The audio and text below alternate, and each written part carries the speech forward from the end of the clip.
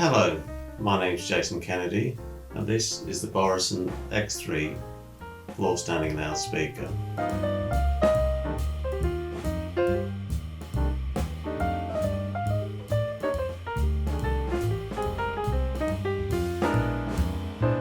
Made in Denmark by Børresen, which is part of the AGD or Audio Group Denmark group.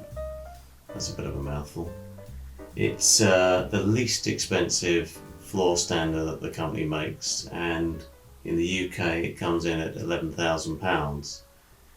In Europe it's 10,000 euros, which seems like a particularly good price really, given the scale and quality of finish that you get with this speaker. It's distinguished by these spread toe carbon fibre drivers, which is a relatively new technology that only a few companies are using at the moment. The only other one I've tested is Børresen, who use them in their similarly priced, actually more expensive speakers. The X3 is one of two X series models introduced by Børresen this year. It's the least expensive of the two as well. The X6 is about twice the price and inevitably a bit bigger than this. It uses carbon fibre reinforcement at the bottom of the baffle and on the top, and the cabinet itself is unusually tapered. It's a lot wider at the baffle. It's 22 centimetres wide, whereas the spine, the back of the speaker, is only 6 centimetres wide, which is it's just over 2 inches in old money. The checkerboard spread toe weave on these drivers allows the use of finer carbon fibres than more conventional drivers, which means you end up with a lighter cone that's therefore easier to control. It's not the only. There's more to the cone than that surface. Behind that there's an aramid foam core and then another skin of carbon fibre on the back, so it's a sandwich construction which gives you stiffness, and the thinness of the carbon fibre and the lightness of the foam means it's a very light cone as well, which is usually a good thing. The top driver is a mid-range, whereas the lower two are bass drivers. They're all the same size, they're 4.5 inch drivers, and they have twin copper caps on the magnetic pole. The twin copper caps are used to provide a smoother inductance for the amplifier to deal with. Essentially, it makes the amplifier's life easier, and anything that does that is a good thing, and it should result in a smoother acoustic response as well. The ribbon tweeter is 70mm high and 28mm wide. It's based on the one you see in Børresen's most expensive M series loudspeakers, the top model of which is €500,000. It's not exactly the same, but it's fundamentally the same. It's just a sort of more affordable version that is incredibly lightweight and yet has significant power handling. It can play back at high levels. This is aided to an extent by the fact that it's got this wave guide, which gives it a little bit of extra efficiency, makes it easier to drive the air in the room. The tweeter operates from 2.5 kilohertz all the way up to 50 kilohertz, so it's a massive bandwidth, which means that the cone drivers can concentrate on the crucial mid-range and bass area. On the back of the cabinet there are no fewer than 7 reflex ports, which seems excessive by any standards. However, the slimness of the rear spine means you can't put a large port on the back of it, so they've used multiple ports to load the separate bass, mid-range and treble enclosures. The smallest port on the back is solely for the treble enclosure, which is a relatively shallow enclosure in the box. The cabinet is wedge shaped with curves on either flank, and that means there are no parallel sides on the internally, which reduces reflections internally. The curve gives it extra stiffness, and of course there is bracing within the cabinet which further stiffen the box. It's a pretty solid cabinet that comes in at 55 kilos all in, which is quite a lot for a speaker at this price point. The base is notably wider, although not significantly wider than the rest of the speaker, which gives it some stability, and it has 4 Ansus feet on it. The base is made of a sandwich of aluminium and composite wood. The cabinet itself is also composite wood, but the base has these Ansus feet which can be placed on any sort of floor surface as they are, but can also be used with the Ansus Darks resonance control feet. This raises it up, adds a degree of isolation and a degree of tuning, and this is quite a useful way of being able to upgrade the sound of the speaker, albeit quite an expensive way. One of these is €640, so a set isn't inexpensive. Just a brief interruption, esteemed viewers. As you may know, I'm Tom Martin, Chief Content Officer of The Absolute Sound. We have a new product. It's on the Substack platform, and we're going to do some interesting things with Substack. First of which is reader questions and answers. Each Monday, readers will submit questions. We'll pick the most interesting ones and we'll answer the questions on Friday. We'll also have early access to articles and special blogs that don't appear anywhere else. We hope you'll join us.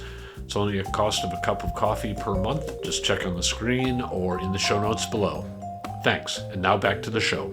I found that placement-wise, I had to put it further from the back wall than is usually the case with speakers of this size.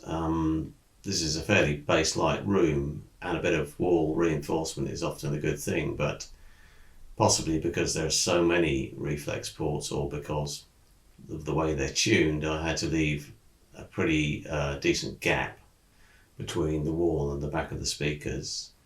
In the Audio Group Denmark's DEM rooms, which I visited last year, I noted there was always at least a metre or two behind their speakers, which suggests that they do need a bit of room to breathe. The sound that I got was quite remarkable, very impressive indeed. In fact, I don't have the same type of amplifier that their sister company, Arvik, make, but I used a More Amps Angel 6, which is a 150 watt Class AB amplifier, as opposed to a Class D, which is the case with the Arvik designs, and I got really excellent results.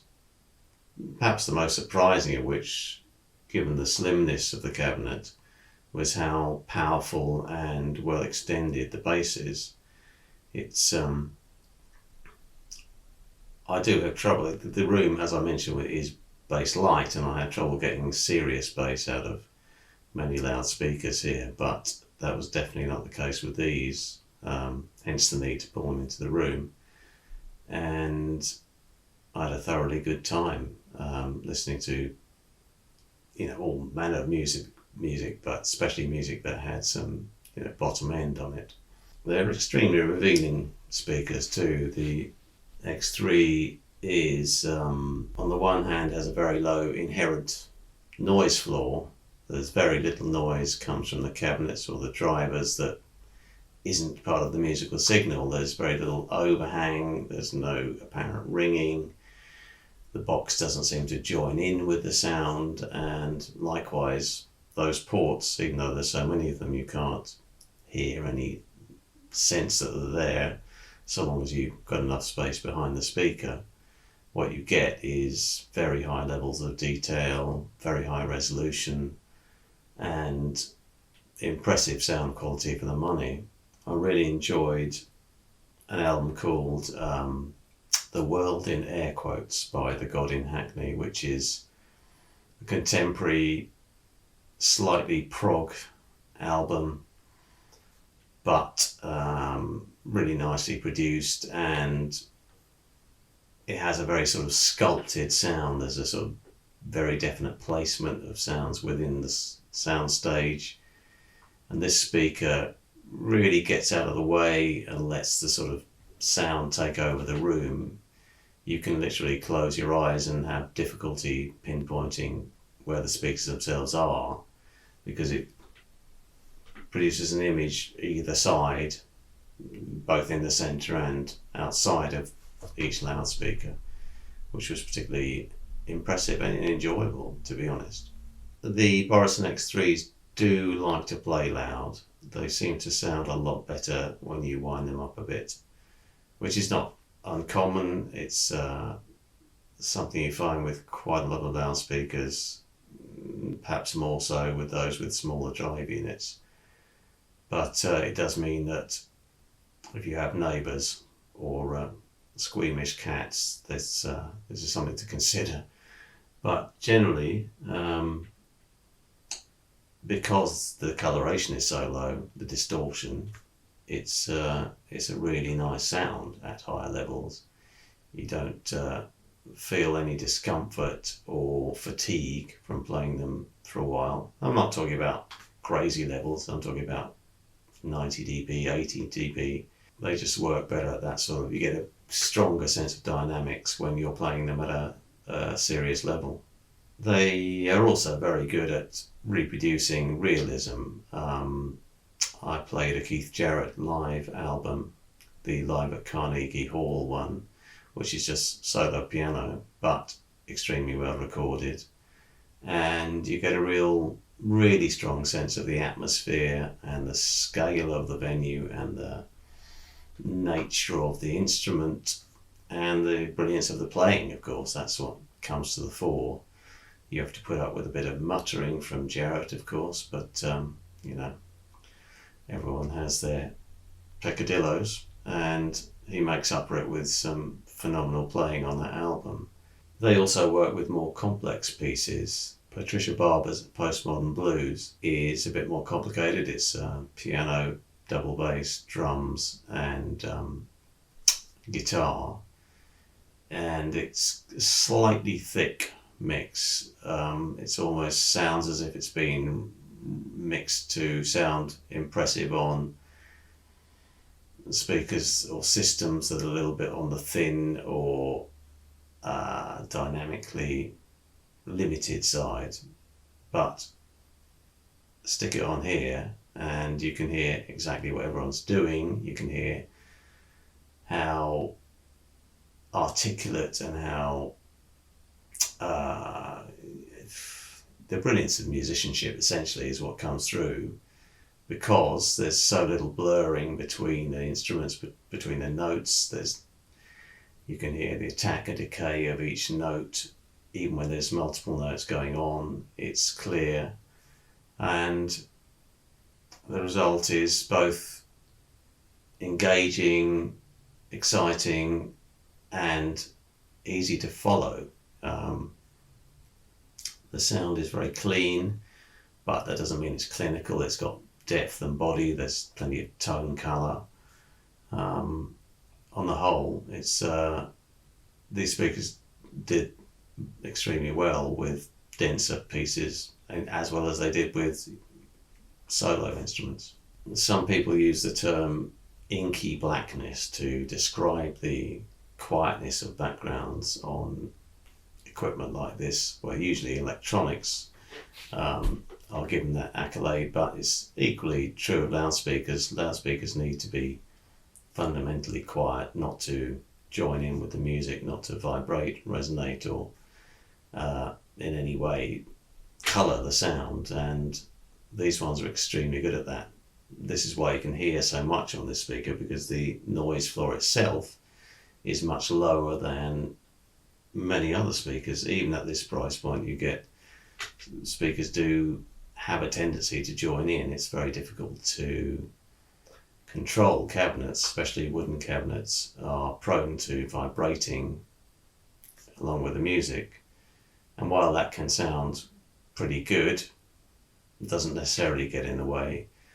You'll always hear more music if it's not happening. You'll always hear more of the signal if there's no coloration, or low coloration at least, coming from the loudspeaker. And this speaker does that particularly well, especially for the money. It's while it's not an inexpensive loudspeaker, it is, in the context of high-end loudspeakers, quite sensibly priced, especially given the size. It's about 1.3 meters high, which is 4 foot something, 4'3" perhaps.